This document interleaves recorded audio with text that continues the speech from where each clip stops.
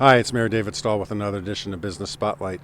I'm at the longtime East Brunswick business, the Brunswick Memorial Home. I'm joined with Peter and Diane Kolbecki, the owners here, and we're here to learn a little bit more about the Brunswick Memorial Home. First of all, I know you've been here, as I said, a very long time. Tell us about the beginning of the business and how long you've actually been here. Well, we've been here in excess of 30 years. You're standing on what was my grandparents' farm. We knocked my grandparents' home down a little over 30 years ago. I was 23 when I decided to go out on my own, 25 when I got opened up my doors. We've been here 3 decades. Basically, we're a non-sectarian funeral home. We serve all faiths. Our sister firm, Mount Sinai, caters to the Jewish community, and the community's been very, very good to us. As you indicated, you serve many faiths and there's many customs, particularly here in a community like East Brunswick, which is so diverse. What kind of challenges does that present to you? Every family is different. There is no cookie cutter approach to a funeral service or a life celebration, as we prefer to call it.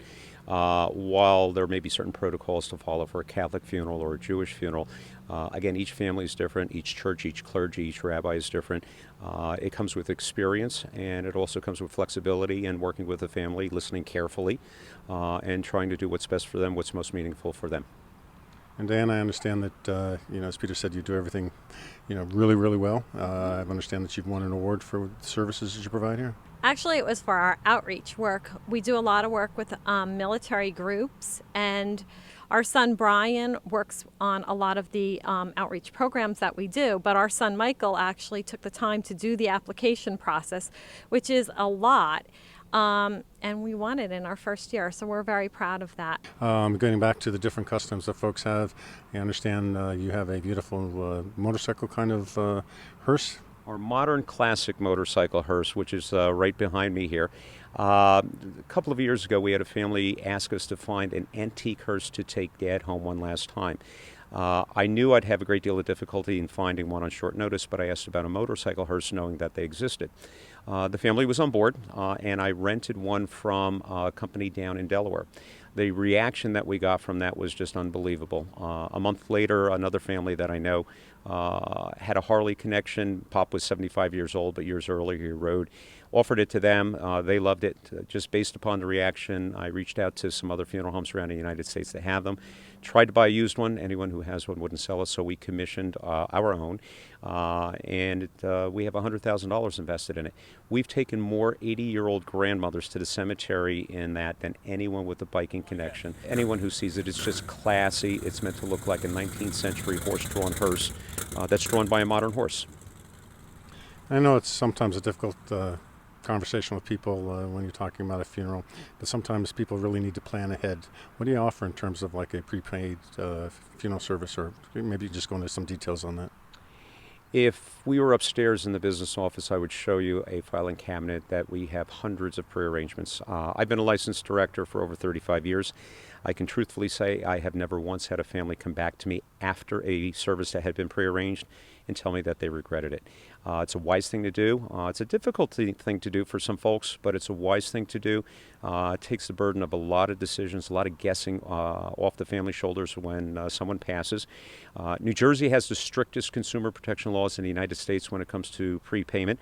You don't have to prepay in order to prearrange. However, there are benefits to doing that. New Jersey is a 100% trusting state, meaning that 100% of any monies prepaid for a funeral must by law go into one of two places, and it's fully revocable at any time for any reason. The family can change their mind. There's only one exception to that, and that's if the prearrangements were made for social service or Medicaid purposes, in which case it is irrevocable. Quite simply, that means that the money can only be used for the funeral, cannot be used for anything else, but it still doesn't lock you into a particular funeral home. You can change your mind, go to another funeral home, and that money is for the family's use. And we know that unfortunately when people pass on, it could be any time of the day. It could be some crazy weather like the superstorms. How do you handle that here at the funeral home? Our phones are answered 24 hours a day, 7 days a week. If we're not in the building, after 4 rings, our answering service picks it up, and they're down in Georgia.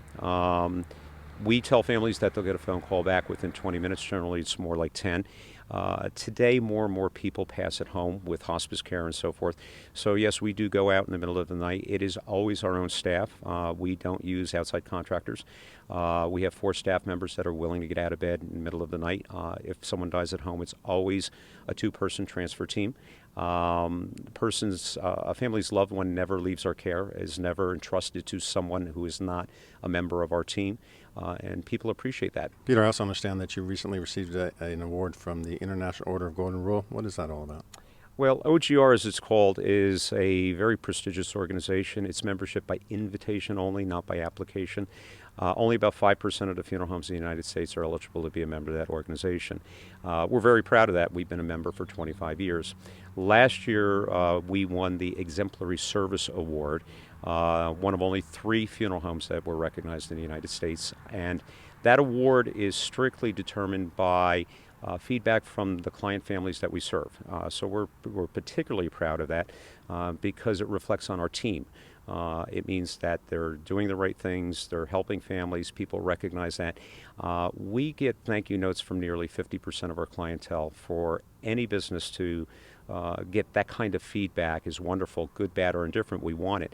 But the International Order of the Golden Rule recognized that, and we're particularly proud of that award because it reflects on the team and the service that we provide to our clientele.